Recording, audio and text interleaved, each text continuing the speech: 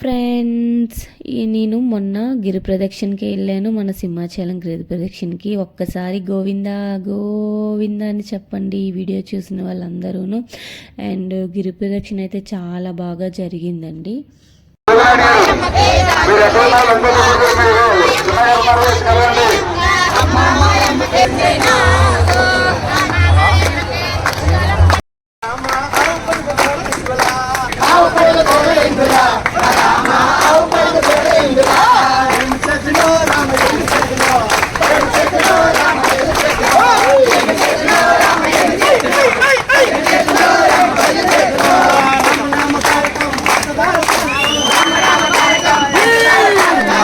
నా గిరి ప్రదక్షిణ అయితే కంప్లీట్ చేసుకున్నాను.